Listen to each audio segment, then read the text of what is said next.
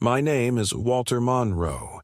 I am 76 years old, and until recently, I lived alone in the same red brick house in suburban Atlanta, where my wife and I raised our son and spent nearly 50 years together.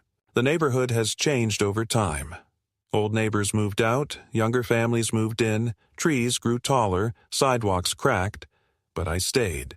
I stayed because I had nowhere else to go, and because I couldn't bring myself to leave the place where every wall still whispered her name. My wife, Margaret, passed away 4 years ago, quietly in her sleep. I found her the next morning, her hand still resting on the edge of the bed as if she were about to reach for mine. The coroner told me it was peaceful. No pain, no struggle, just the heart, finally giving in. That's supposed to comfort you, isn't it?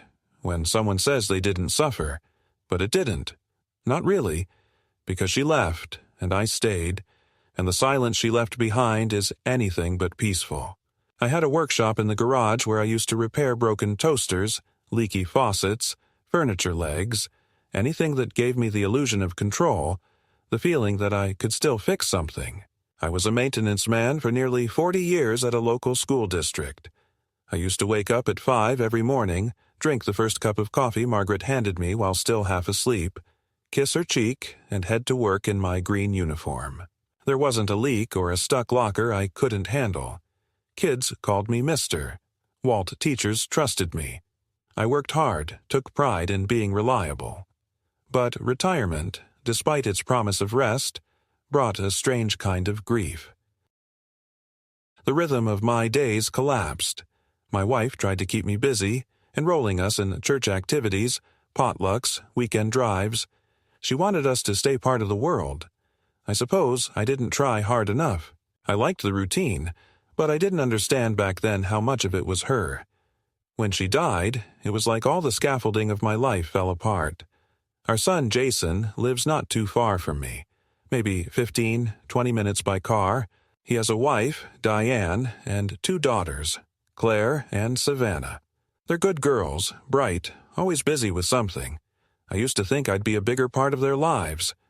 Jason and I were never especially close. He took after Margaret, quiet, cautious, deliberate.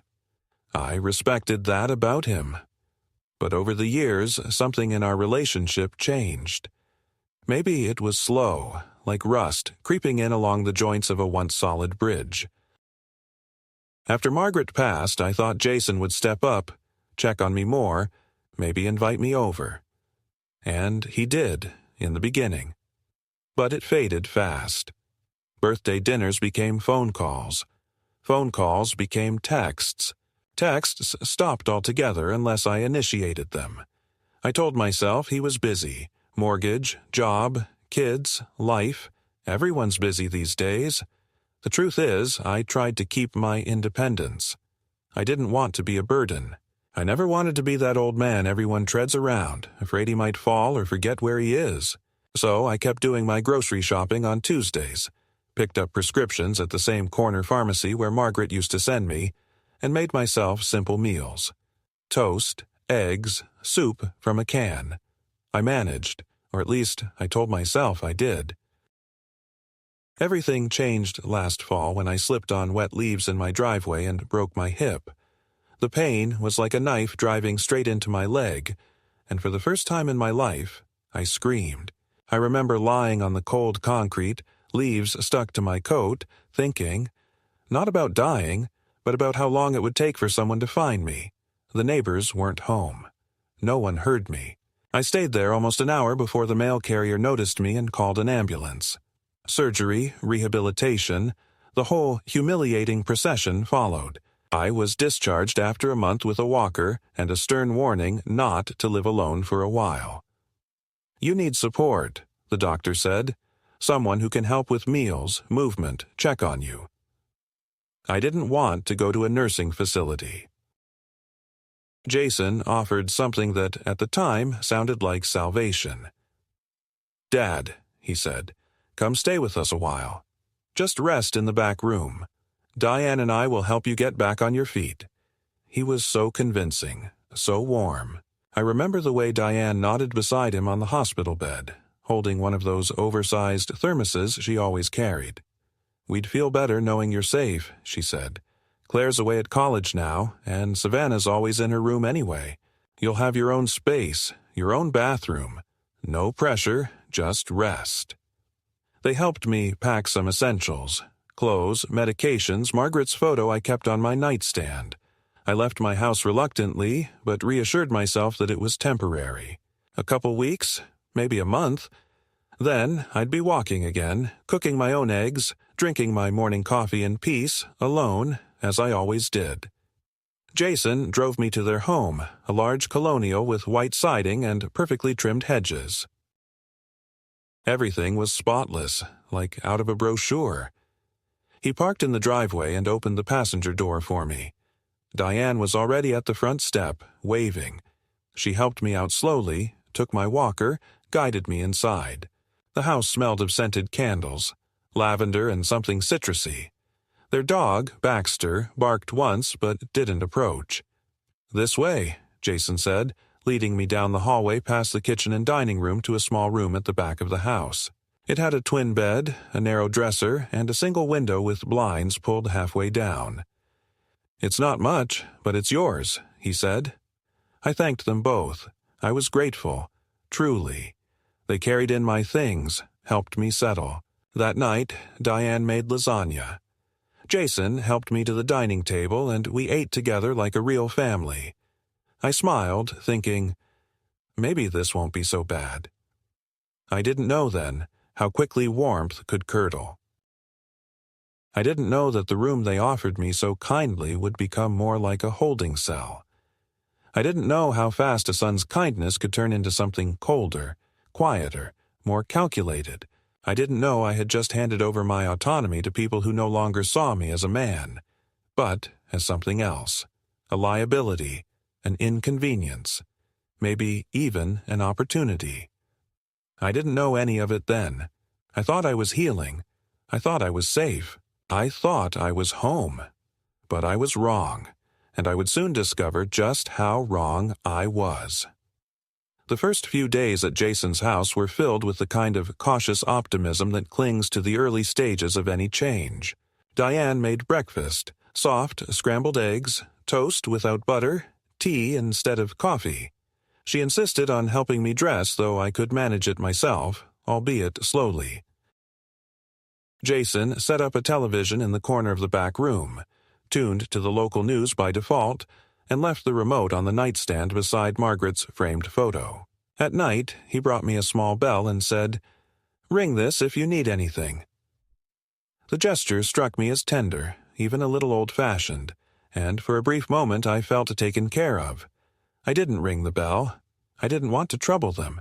I told myself this was temporary. I told myself that this was family. They said the back room was the best place for me. Quiet, away from the bustle of the kitchen, with fewer stairs and close access to the bathroom. It made sense. Still, I noticed the door didn't quite close all the way, and the one small window offered a view not of the backyard, but of the side fence and the neighbors' garbage bins.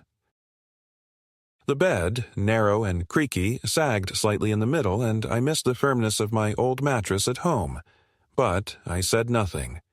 I didn't want to sound ungrateful. I reminded myself that Jason and Diane were doing me a favor, opening their home during what they believed to be a vulnerable moment in my life. I told myself to be patient. That healing, both physical and emotional, took time. Each morning I would wake before anyone else, a habit I'd kept since my working days. I'd sit upright, stretch my arms, and listen to the silence of the house. I expected to hear the clatter of pans, Diane humming in the kitchen, Jason moving around upstairs. But the silence lingered, broken only by the hum of the refrigerator in the hallway and the occasional bark from Baxter outside. One morning, I tried to make my own breakfast, shuffling slowly down the hall with my walker. I found the kitchen empty, the lights off. The pantry door was ajar, but most of the shelves were bare, at least of the things I could eat. No oatmeal, no bananas, just protein shakes, boxed cereals, and almond milk. I managed to toast a slice of bread and make myself a cup of instant coffee from a jar in the corner cabinet. As I sat down at the breakfast table, Diane came down the stairs. Her expression flickered, something between surprise and disapproval. "Dad, you should have waited," she said, her tone clipped but not overtly rude. "I was going to bring your breakfast to you." "I didn't want to trouble anyone," I replied, lifting my mug in what I hoped was a disarming gesture. "Old habits die hard." She nodded, tight-lipped, and said nothing more. From that morning on, the kitchen was always locked when I woke up, a quiet but clear message that breakfast would be served on their terms, not mine. The days began to blur into one another. Jason worked long hours at the insurance firm, sometimes from home, but mostly at the office. Diane was often out, errands, meetings, yoga classes. Savannah, their younger daughter, kept mostly to her room, earbuds permanently in place, her eyes glued to the glowing screen of a laptop. I saw her only in passing. She never spoke more than a few words, and I could hardly blame her. What could a 17-year-old say to a man who moved slowly, took pills 3 times a day, and asked questions about books no one read anymore? I didn't blame her. I blamed myself for not being someone worth her time. Most of my time was spent in the back room. They had placed a tray table beside the bed, on which sat a rotating selection of meals, soups, microwaved vegetables, the occasional overcooked chicken breast. Diane left the meal silently with no small talk or checking in.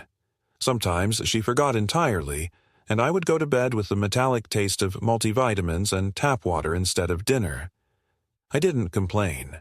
I didn't want to be sent away. I'd heard too many stories about old men in state facilities who never saw a familiar face again.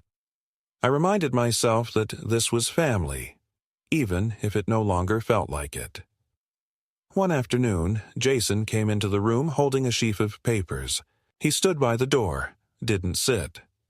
"Dad," he said, "I've been thinking. It might be helpful to organize some of your accounts, just in case anything happens. We could put me as a co-signer on your main checking, maybe consolidate the smaller accounts. You'd still have access, of course. It's just easier this way." I looked up at him, surprised. There was a strange tightness in his voice, a practiced lightness I didn't trust. "I appreciate the thought," I said, "but I'm still managing things myself. I might move slowly, but my head works just fine." He smiled, a rehearsed, placating thing, and said, of course, just offering. He left the room with the papers still in hand. That night I stayed awake long after the house had gone quiet. I stared at the ceiling and remembered how Margaret once told me, during an argument about wills and planning, the minute people think you can't manage your own affairs, they stop seeing you as a person. I hadn't understood her then. Now, lying alone in that back room, I understood perfectly. The next morning, I discovered that my wallet was missing. I kept it in the top drawer of the dresser under my clean socks. I checked the drawer 3 times, pulled out every pair of socks, opened every pocket of the clothes I hadn't worn since arriving. Nothing. I hobbled slowly into the hallway and called for Diane. She appeared at the top of the stairs, frowning. "My wallet's gone," I said. "It was in the dresser." "Maybe you misplaced it," she replied, not moving. "You know how it is. Things get shuffled around." "I don't shuffle," I said. "I haven't been anywhere but this room." She descended the stairs slowly and disappeared into the room. I followed, leaned on the doorframe, and watched as she pulled open the drawer and tossed the socks around carelessly. "Not here," she said after a moment. "We'll keep an eye out." Maybe Savannah borrowed it for school. I'll ask her. I wanted to say that Savannah wouldn't do such a thing, that she barely even acknowledged my existence. But I bit my tongue. The wallet never turned up. 2 days later, my cell phone, which I kept plugged into the outlet by the bed, refused to turn on. Jason said it must have shorted. He offered to take it to a repair shop. "We'll get you a new one," he said. "One with bigger buttons." That was the last I saw of the phone. I began to realize I was being cut off, slowly, quietly, efficiently. No wallet, no phone. No access to the kitchen. Meals were dictated. Medication schedules were recited like commands. When I asked for the television remote one evening, Diane handed it to me with a sigh, like a nurse dealing with a cranky patient. Jason, when he came home, seemed distant, preoccupied. And when he did speak to me, it was always in that same patient tone. How are we feeling today? Did we sleep okay?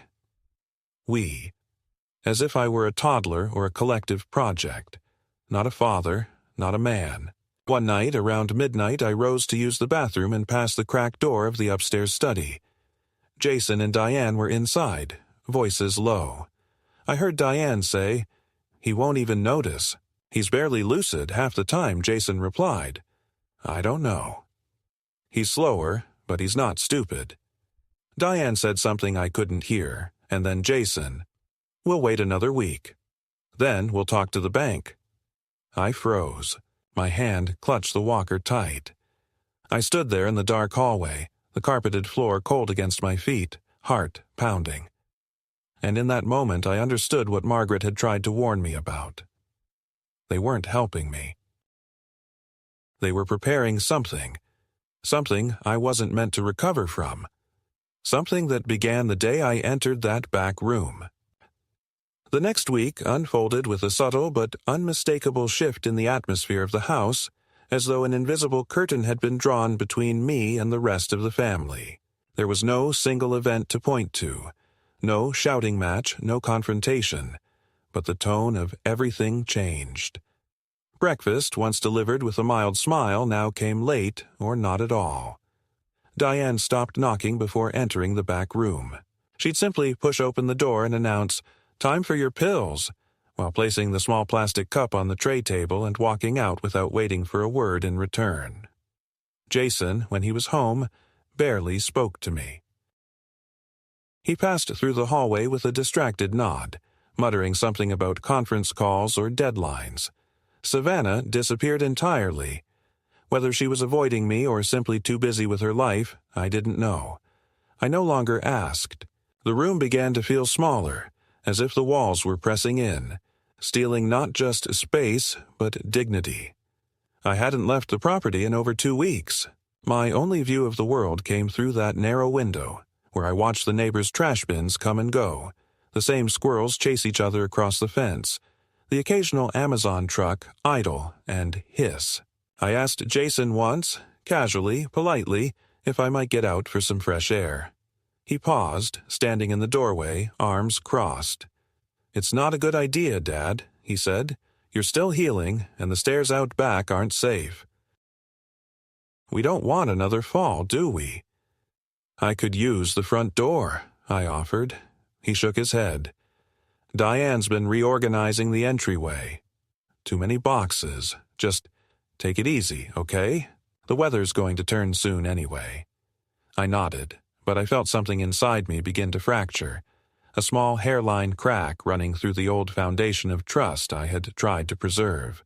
That night I stared at the ceiling for hours, listening to the quiet murmur of the television in the living room, the clink of glasses, the sounds of laughter that never reached my doorway. I felt like a guest who had long overstayed his welcome, except I had no departure date, no destination, and no key to leave on the counter. A few days later, while Jason and Diane were out, I decided to venture further into the house. I didn't plan it. I just wanted to stretch my legs, feel less like a ghost. I moved slowly with the walker, inch by inch through the hallway. The living room was empty, but something about it felt off, like a stage hastily reset. Several picture frames that once lined the mantel were missing. A large cardboard box sat beneath the window, flaps half closed. I leaned over carefully and peered inside. It was filled with old tools, my tools, the same ones Margaret had given me for birthdays and anniversaries, the same battered toolbox I'd used for decades. The sight of it startled me. I hadn't brought those with me. They had been in the garage of my house, I backed away slowly and moved into the dining room. Another box sat near the corner, this one partially open. Inside, I saw my old radio, a pair of cufflinks I hadn't worn since Margaret's funeral, and a broken watch I'd kept for sentimental reasons. Each item registered as a shock, a new fracture along that same emotional fault line. I stood there for several minutes staring at the box until I heard a car pull into the driveway. Panic gripped me. I returned to the back room as fast as my legs would allow and sat down on the edge of the bed, heart racing. Jason's voice called out, keys jingled, and footsteps approached. He didn't come into the room. He didn't need to. I knew what I saw. The next morning, I waited until Diane had left to run errands. Jason was in the upstairs study. I tiptoed, yes, even with the walker, back to the living room. The box with my tools was gone. I opened the coat closet. Empty. I moved to the garage door, twisted the knob. It was locked. I checked the front door. Deadbolted.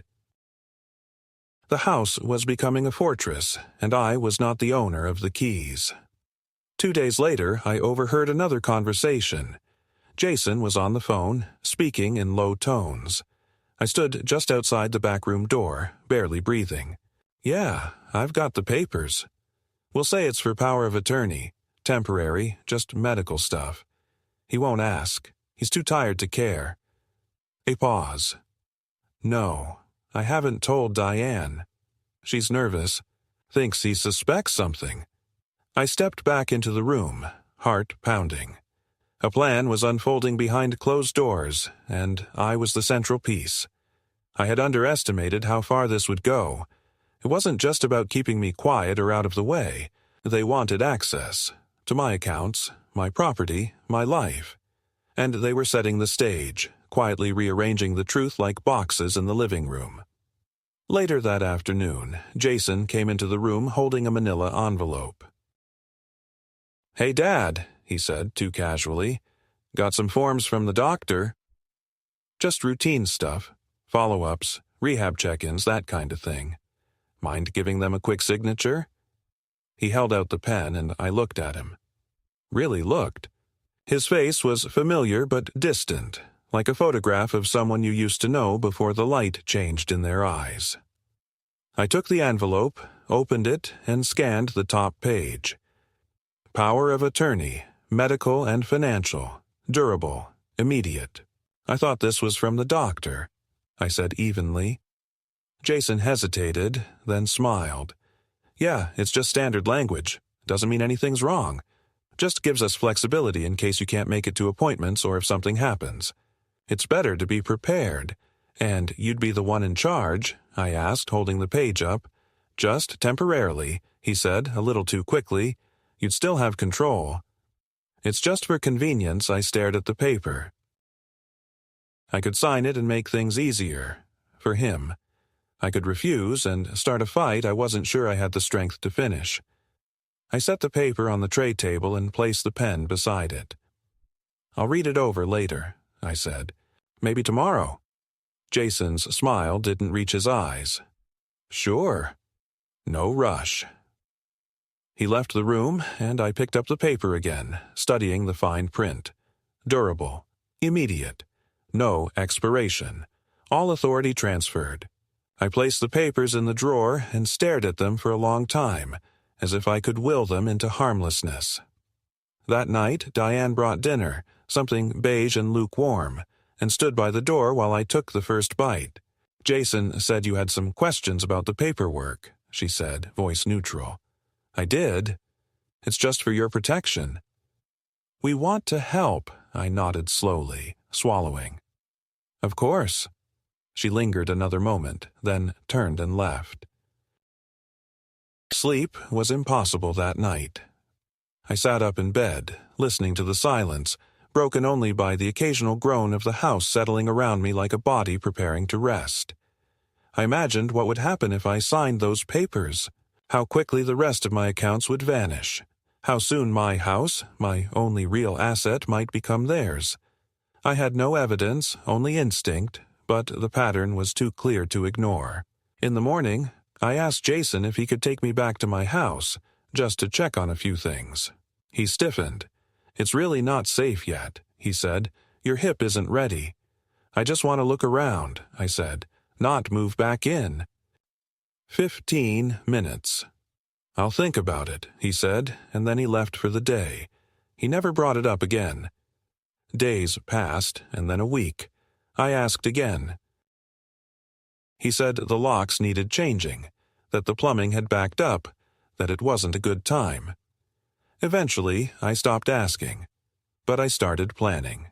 Because something in me, something stubborn, something that had built furniture and raised a child and held a marriage together for 50 years, knew that the moment I stopped trying, I would stop existing.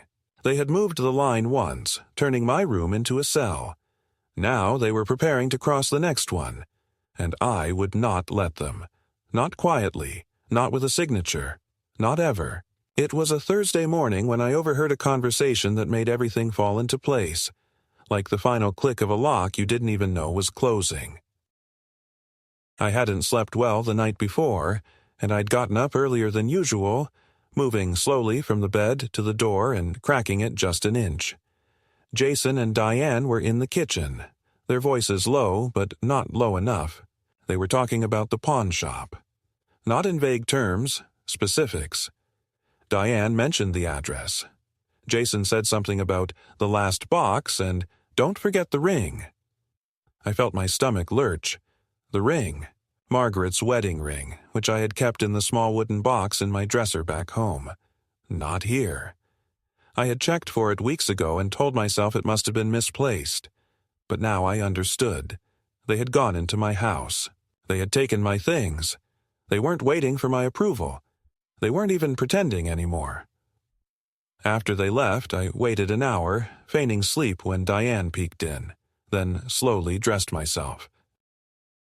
I pulled on slacks and a wool cardigan, tied my shoes with shaking hands, and counted the cash I had managed to hide in a tissue box beneath the bed, a habit I had started back when Margaret was still alive, more out of principle than paranoia.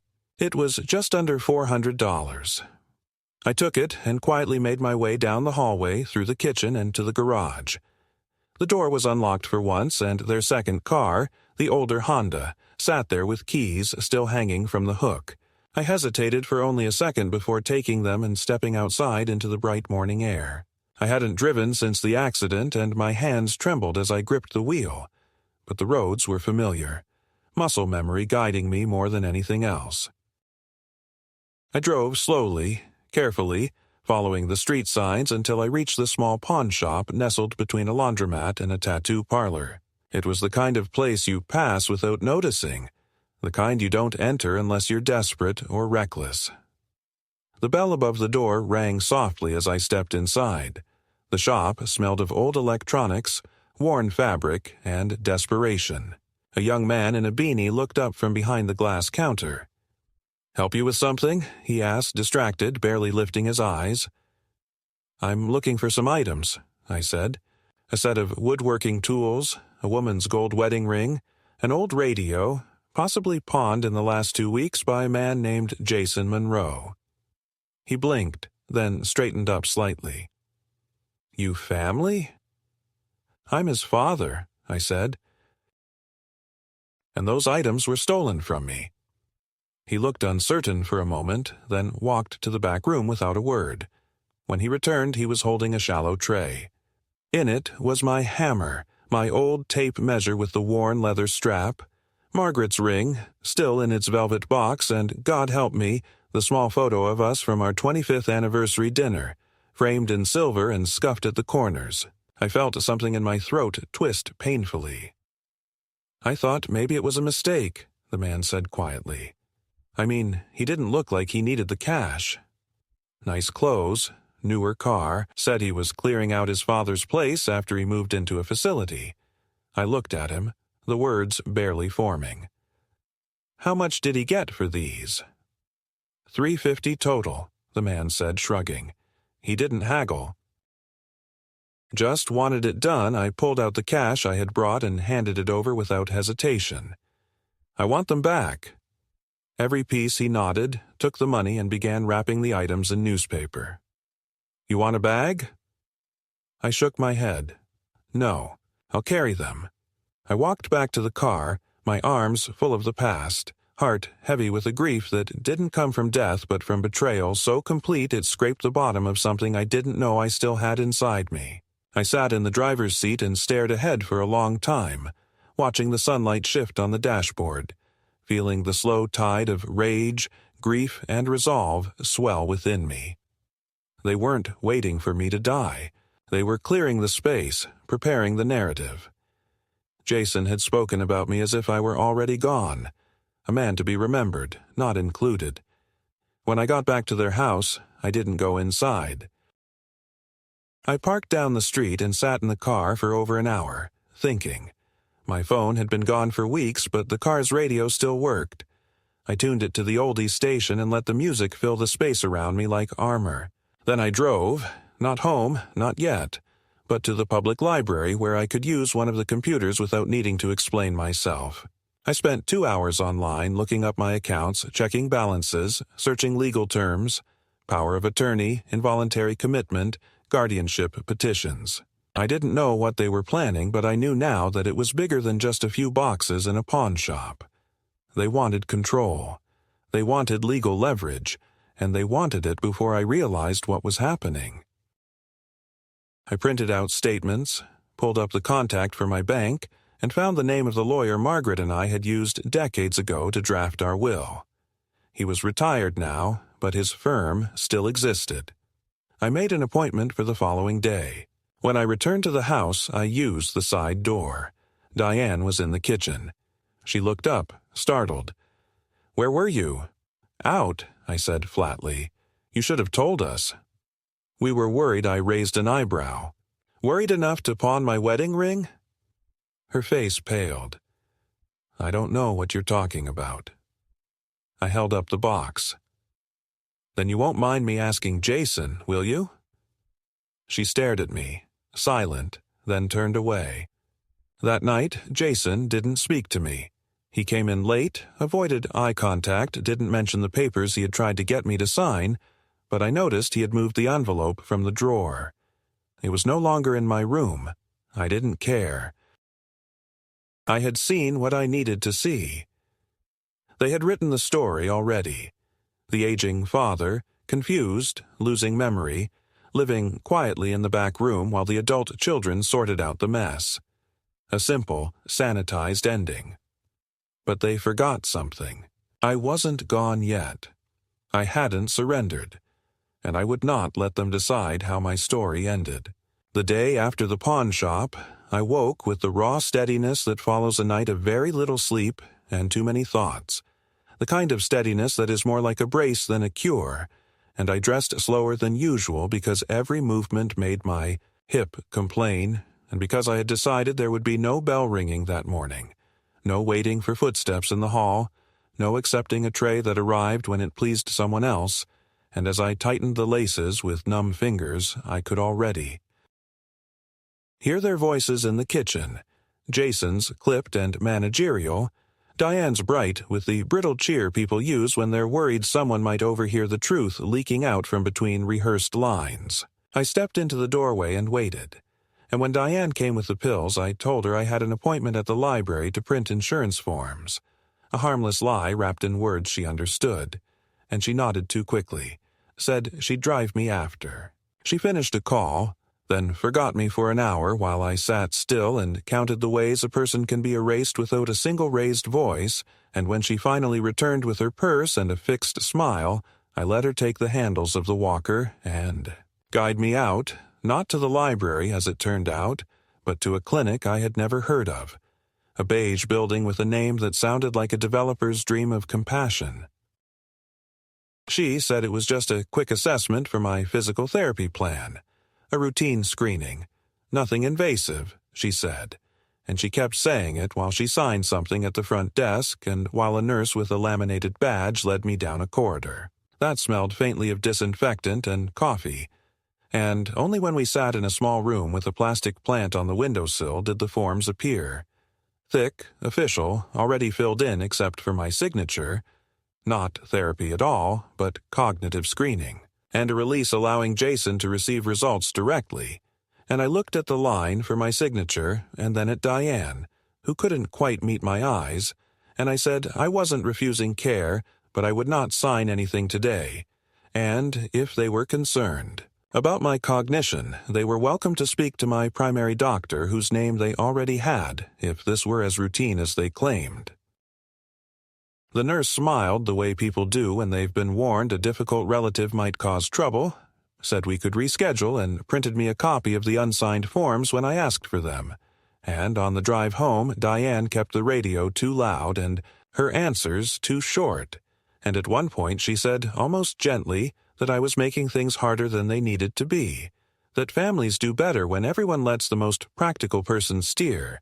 And I thought of Margaret's hands on the steering wheel during Sunday drives, how she would rest her wrist at 12 o'clock and hum, how we got where we were going without a map, because we looked up and decided together. That evening, Jason arrived early, and I heard the front door close with the careful emphasis of a man arranging a scene, and he stood in the doorway of the back room with a folder under his arm and asked if I had enjoyed my little test, as if I were a boy returned from an errand with a lollipop in my pocket. And when I didn't answer, he walked in and placed a stack of mail on the tray table and told me, with practiced sympathy, that he had gone by my house to collect it because the box had been overflowing, and the top envelope was addressed to me in a familiar hand I could not place until I opened it and found a glossy postcard with a photo of my living room and the words, "Estate Liquidation." This Saturday, in cheerful block letters, and beneath the photograph, smaller text promised fair prices for tools, radios, furniture, and collectibles, and at the very bottom, where the ink bled slightly, was my address. I asked Jason when we had decided to liquidate the contents of my home, and he said calmly that the flyer was a mistake left by a company Diane had merely consulted, and when I held up the postcard and pointed to the photo, my mantle, my chair, the lamp with Margaret's crooked shade, his mouth tightened and he said I was overreacting and that nothing would happen without my consent. But his eyes slid toward the hall, and I knew there was already a lockbox on my front door and a schedule on someone's clipboard. I set the postcard down and told him I'd be going by the house tomorrow to check the windows and the shed, and he said that wouldn't be necessary because a contractor had found soft rot under the kitchen sink and the place wasn't safe, and I asked for the contractor's name, and he said he didn't have it handy, and I said I would wait, and we let the silence do the arithmetic that words refused to show. The next morning, I didn't wait for a ride, because waiting had turned into a kind of permission I was no longer willing to grant, and I called a cab from the landline in the den while Diane watered a plant on the porch, and I stood in the doorway, pretending to enjoy the sun until the car pulled up, and the driver, a middle-aged man with kind eyes and a scar at his brow, helped me with the walker, and when we turned onto my street I saw the sign before I saw the house, a discreet, white rectangle staked into my lawn with a realty logo and a smiling agent's name, and a silver lockbox hanging from the knob as if my front door had been arrested.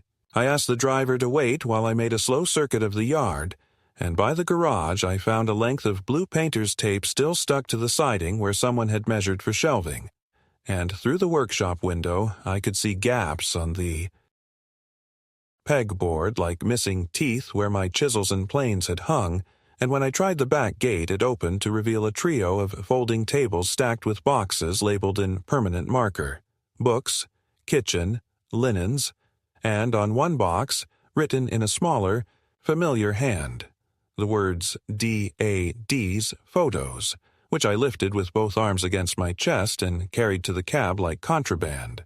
The driver watched me carefully and said nothing until I was belted in, and then he asked softly if I wanted to go to the police, and I said not yet, because I had learned that sometimes you go to the bank first, sometimes you go to a lawyer, and sometimes you stand very still and let the people who want something take one more step, just one, into the light. At the bank, I asked to speak to a manager and said I would wait as long as necessary, and when a woman in a navy blazer invited me into her office, I set the postcard and the unsigned clinic forms and my driver's license on her desk, and I told her, in a voice that shook only once, that my card had gone missing, that my mail was being intercepted, that there might be attempts to add names to my accounts or to request balances by phone. And she tipped her head and asked if I wanted to place a verbal password and restrict all third-party access, and I said yes, and she asked if there had been unusual activity, and when she pulled up the screen she frowned and turned it slightly so I could see the recent attempts at a large transfer that had failed for want of proper authorization, and she pointed out a smaller withdrawal at an ATM across town on a night I had been in bed in the back room, and I signed the forms to freeze the card and requested a new one to be held for in-branch pickup. And then, because I had practiced the words in the cab, I asked to open a new account at a different branch and to move a portion of the money there, and she nodded without surprise and asked if there was anything else she could do for me today. And I said yes. Please print a letter stating that I had appeared in person, alert, and oriented to make these changes of my own free will, and she did, and I folded that letter and tucked it into the box of photos where Margaret's smile would keep it, safe. From the bank I limped next door to a phone store and bought the cheapest handset they had that would still make calls and take pictures, paid in cash, and asked the kid behind the counter to show me, slowly, how to record voice memos, how to email a photo, how to back up a file to something that wasn't a drawer someone else could open, and he did. Patient as a good teacher, and when I stepped outside I called the law firm whose name I'd found at the library and made an appointment for the following afternoon, and then I called the pawn shop and asked the young man if he would be willing to print me a copy of the receipt with Jason's name on it, and he said he wasn't supposed to. But he had a father, too, and he would see what he could do. I sat on a bench and looked through the box of photos, and I found one of Jason at 12 holding the bluegill he caught at the lake, grinning as if nothing in the world had ever been as simple as that fish, and I let myself feel the ache of it, without letting that ache change my mind. When I returned to the house that evening, the air had the tinny taste of a storm not yet arrived, and Jason was waiting at the kitchen table with a man I didn't know, mid-30s, neat beard, expensive watch, a legal pad in front of him, and a pen he clicked once as if to signal that we were now beginning, and he introduced himself as a family services consultant who helped coordinate care plans and paperwork for seniors navigating transitions. And he said the word transition as if it were a soft couch you fall into when you're tired, and he asked if we could all agree that safety was our shared priority, and I said safety was a fine word when it wasn't used as a mask for ownership. And he blinked politely and kept his smile in place, and Jason said this was getting out of hand, that I had left the house without telling anyone and had upset Diane, and that this wasn't sustainable, and the consultant slid a new set of documents toward me. Not power of attorney this time, but a voluntary admission form to a short-term memory care residence, where, he assured me, I would have more freedom, more socialization, more everything, and I said I would not be signing anything tonight, and the consultant nodded as if I had chosen an item from a menu and said that in that case they could schedule an evaluation by a clinician who could determine capacity. And there it was, set on the table between the salt shaker and the pen. The word they had been circling since the first bell. Capacity. The key that would open every drawer they wanted. I asked for a copy of everything he had brought, and he obliged, and as he packed his bag he said he admired families who stepped up, and Jason walked him to the door with the fixed jaw of a man who believes he has done the responsible thing and been misunderstood by the one person whose understanding he requires. That night they locked the kitchen again, not with a visible latch, but with the quiet choreography of moving things out of reach, and my tray arrived late and light, and the remote had been replaced by one with fewer buttons that did not seem to change the channel no matter how I pressed, and sometime after midnight I heard voices in the hall and then the murmur of a stranger at the threshold who identified himself as Officer Miller here for a wellness check, and he shone a small flashlight. toward the ceiling rather than my face and asked if I knew where I was and who the president was and what day it might be. And I answered each question with a patience I did not feel and asked if he would like to see the letter from the bank manager, stating that I had appeared in person that very day to conduct my own affairs. And he read it and nodded and thanked me and said, almost apologetically, that they had to respond when family called.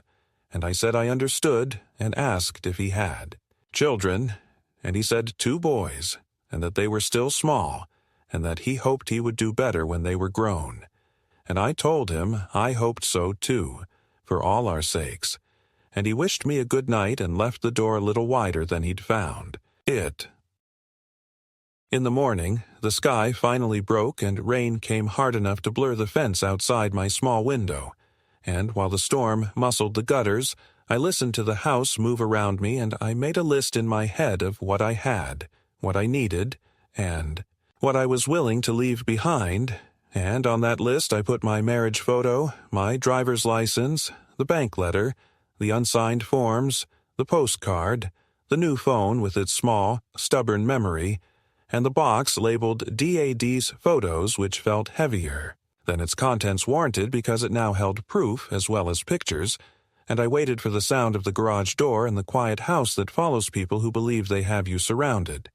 And when it came, I set the phone to record and I called out for Diane.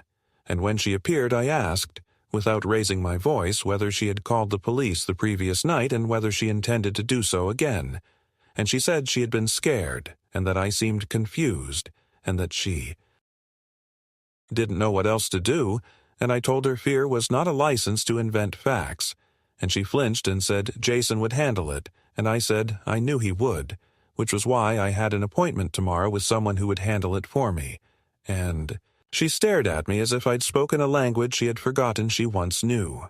In the late afternoon, when the rain thinned to a veil, there was a knock at the back door, and the young man from the pawn shop stood there with a folder under his jacket, hair wet, cheeks pink from the weather, and he handed me a copy of the receipt, with Jason's signature and the inventory list, and a short note he had typed himself stating that the items appeared to be personal belongings, not commercial goods, and that the seller had represented himself as authorized to liquidate an elder relative's property, and he said he hoped it helped and that he didn't want any trouble. And I told him he had already done more than he knew, and I slipped the papers into the box and felt a steadiness I had not felt since the fall in the driveway. A steadiness not of bone, but of intention. And I understood that this was not the end of anything yet, only the moment before you lift your foot and place it where you mean to stand. Jason came home early again, and there was a new edge to his courtesy, a shadow of hurry in the way he asked how I was feeling. And when I answered that, I felt clear he said, good, the way a man says, fine, when he has lost the argument but intends to win the war, and he asked if I would be willing to meet a notary tomorrow to tie up loose ends, and I said I would meet my lawyer instead, and he stared at me as if the word had surprised him with its accuracy, and he said, almost gently, that none of this was necessary if I would simply trust him, and I said I trusted him to act according to his interests. And for a moment we looked like 2 men in a mirror, father and son, each holding a belief forged over years the other could not, except, and then he turned away, and somewhere in the house a printer started up, and I knew the next paper would not be one I was invited to sign.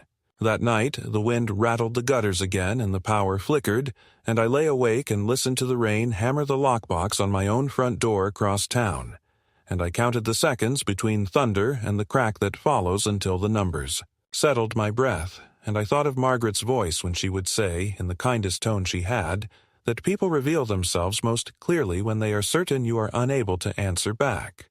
And I understood that the second act of this quiet war had begun not with a shout, but with a clipboard, a form, a lock, and a smile, and that before I could reach the part where I choose, I would have to endure one more day of being chosen for, and I promised myself that tomorrow, when the sky cleared, I would not be in this back room when they came to ask for my consent to what had already been done. The day of reckoning came quietly without any dramatic announcement, no raised voices or slammed doors, but with a sequence of small choices and deliberate movements that made it clear that I was no longer simply enduring what was happening to me. I was responding. I woke earlier than usual while the house was still, and I sat for a long while at the narrow window of the back room, looking at the gray light of morning, rehearsing in my head the conversation I knew was inevitable. Jason had been circling me for weeks, pressing with forms, with insinuations, with fabricated narratives of confusion, and Diane had perfected her role as the weary caretaker burdened with an old man's decline. But I was not declining, not in the way they wanted, and that morning I decided to show them that clearly. When Jason finally entered, folder under his arm, voice practiced into something soft and firm at once, I let him sit across from me. He began his script again about safety, about the inevitability of transitions, about how signing over power of attorney would only be temporary, a safeguard. I did not argue. I asked him to repeat himself. I asked him to explain what exactly temporary meant. I asked him to define capacity. Each time he stumbled slightly, though he covered it with a smile, and I sat back letting him grow more impatient. When he finally pushed the papers across the tray table, I did something he did not expect. I reached into the drawer and pulled out the letter from the bank manager, the pawnshop receipt with his signature, and the photo of Margaret's ring in my palm. I spread them out in front of him like cards in a game he thought he was winning. "Before I sign anything," I said quietly, "maybe you should explain why my ring and my tools ended up for sale. Maybe you should explain the attempted transfer the bank flagged last week. Maybe you should explain why strangers know more about my belongings than I do." The silence that followed was longer than I thought Jason capable of. His face stiffened, his jaw shifted, and he looked at the papers without touching them. Diane appeared in the doorway, tray in her hands, and froze when she saw the spread.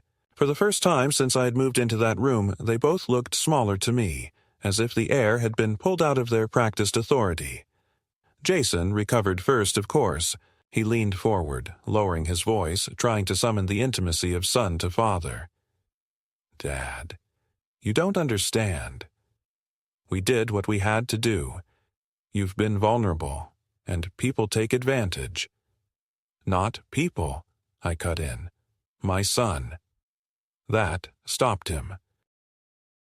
Diane set the tray down too quickly, spilling water on the edge of the table. "We only wanted to protect you," she said, her voice tight, her eyes flicking not at me but at Jason, as if asking for the next line of the play. "You wanted to protect my money," I said. "Not me." Never me. Jason's mask cracked then. He leaned back, the softness gone, the voice no longer careful. "Fine," he said, flat and sharp. "You want the truth? You can't live alone. You'll fall again, and next time no one will find you. You'll starve, or rot, or forget the stove is on and burn the house down. We're not going to stand by and watch that happen. If it means taking control, then yes, we'll take it. You can hate us for it, but at least you'll be alive." I let the words hang, not because they held any truth, but because they revealed everything. He needed to justify to himself the theft, the betrayal, the reduction of a father to an inconvenience. Diane stood silent, her hands clasped in front of her like a penitent, but I could see the calculation in her eyes. They were cornered now, and they knew it. I reached for the envelope I had prepared, heavy with papers from the lawyer, from the bank, from the doctor's visit I had scheduled without telling them. I pushed it across the table toward Jason. "These," I said, "are my statements, my test results, my attorney's contact. They say I am of sound mind, that I am competent, that my accounts are secured and watched. If you try again, it will not be the quiet kind of theft you've practiced so far. It will be a police matter. Do you understand me?" Jason's hand twitched toward the envelope, but he didn't open it. He stared at me with something between rage and disbelief, like a man watching a wall rise where he expected a door. Diane turned away, muttering something about coffee, and left the room. I did not move, not even when Jason finally stood, collected the scattered papers, and said through clenched teeth, "You think you've won something here, but this isn't over." "No," I said, looking him in the eye. "It is. Because I know now what you are, and because I am not afraid of you anymore." The moment he left, I locked the door from the inside. My hands were shaking, but not from fear, from release.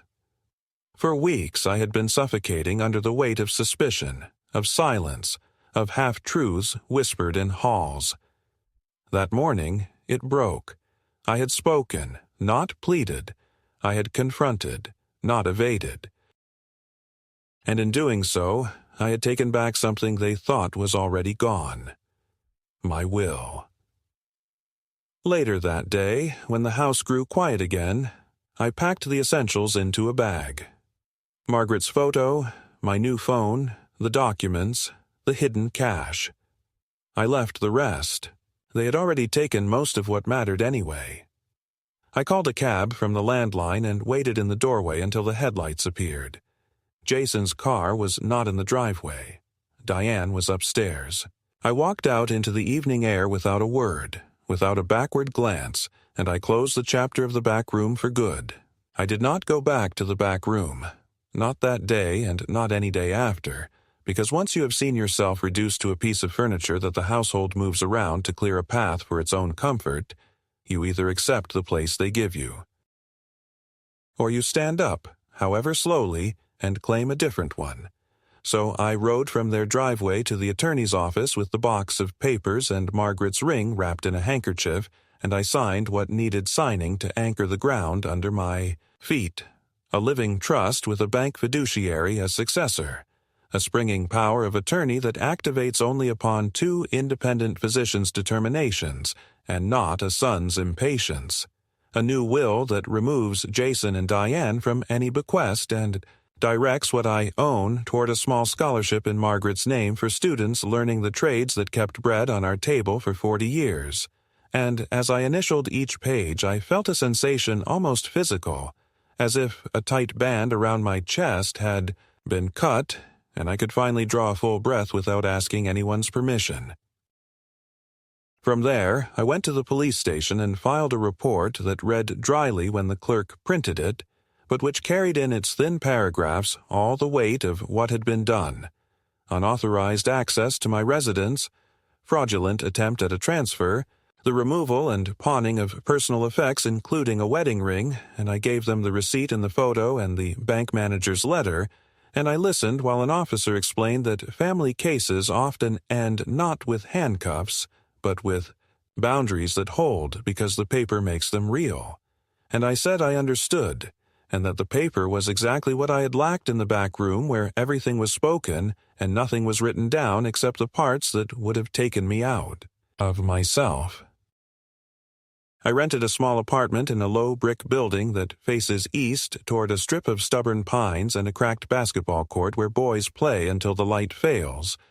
And the first night there, I slept like a man who has walked out of a fever, not because the bed was better than theirs or the air was sweeter, but because the door had a lock that clicked under my hand, and the kitchen had no schedule, only a kettle and mugs and a jar of coffee so strong it could wake the dead. And I stood in the middle of that quiet space at 5 a.m. and spoke aloud to Margaret without embarrassment, telling her that the ring was home and that I had been slow to act but not too late, and when the sun finally lifted enough to find the window, opened the box of photos and laid 3 on the table. One of us on our 25th anniversary, one of Jason at 12 with his fish and that boundless grin, and one from some ordinary Saturday when the house was crowded with people and no one was. Measuring my worth by how silent I could be, over the next week I unwound everything that had been wound around me. I called the company whose cheerful postcard had announced an estate sale at a house where the estate still lived and told them to cancel. I changed the locks and left a note for The neighbors with my new number in case a white SUV appeared with a clipboard and a story. I bought back 2 items that had slipped into other hands. An old radio from a man who polished its knobs as if they held a station from his childhood, and a battered tape measure that a carpenter returned to me with a nod once he heard the whole of it. And I donated the rest of my tools to the vocational high school down the road where a teacher with sawdust in his hair promised to put them in palms that would respect their weight. Jason called 3 times from numbers that did not identify themselves, and each time I let the phone ring until the machine picked up and then deleted the message before the accusation could seep into the room. Because there is a particular poison in the kind of sorrow that insists it is love while it empties your drawers. And I had decided that the only antidote was distance measured not just in blocks, but in rules. So I sent one letter through my attorney that said plainly that any communication would pass through counsel, that any visit would require notice, that any attempt to access my accounts or dwelling would be treated as trespass. And after that, the silence felt like rain after a long heat. Not a punishment, but a change. In weather that you learn to live inside, Savannah wrote an email, tentative and careful, saying she was sorry for the misunderstanding, and asking if I might come to her school play in the spring. And I stared at the screen for a long time because it is not a child's fault when the adults teach her the wrong language for harm. And I answered that I wished her well, that my door was open to her when she wished to visit on her own terms, and that I would love to see any recording she cared to send. And when no reply came, I did not press, not because I didn't care, but because I finally understood the difference between pursuing a connection and begging for one. On Sundays, I began to walk to the community center where the church ladies serve coffee that could strip paint, and the men in caps trade stories of engines and knees. And I volunteered to help in the wood shop, where the benches are scarred, and the vices squeal, and the boys who had never known a patient adult learned how to square a board and how to listen for the note. A plane sings when the blade meets the grain just right, and when they asked me where I learned, I told them that a house will teach you everything if you live in it long enough, and that a good tool used well is a kind of prayer. And I found that the hours there filled the space where dread had lived, not because they erased the betrayal, but because they made it smaller than the tasks at hand. At night I wrote 3 letters by hand, one to the bank manager who had treated me like a person when I felt like evidence, one to the young man at the pawn shop who did the right thing without a promise of return, and one to Margaret, slipped into the back of her photo frame, in which I said that I forgave myself for not seeing sooner, and that I forgave our son for being a man shaped by a hunger I could not fill, which is not the same as forgetting, and not at all the same as trusting, but is the only way I know to keep the past from claiming the chair beside me. There are still mornings when I wake with the old ache and reach for the bell that is no longer there, as if the body remembers servitude even after the mind has thrown it off, and on those mornings I make an extra cup of coffee and sit by the window until the feeling passes, and I remind myself that resting is not a command someone else gives you, but a choice you make when you have earned it, and that I will rest where the window faces east and the door opens from the inside with a key that lives in my own pocket, and when I pass the mirror I make myself look, not to inventory the lines time has carved, but to recognize the man who stepped out of a story he did not write. They told me, with their careful voices and their tired smiles, to just rest in the back room, and when I found my belongings at their pawn shop, I understood that they had already set the price of my dignity, and that the only person who could raise it was me, so I paid with the currency I had left, stubbornness, signatures, and the refusal to disappear.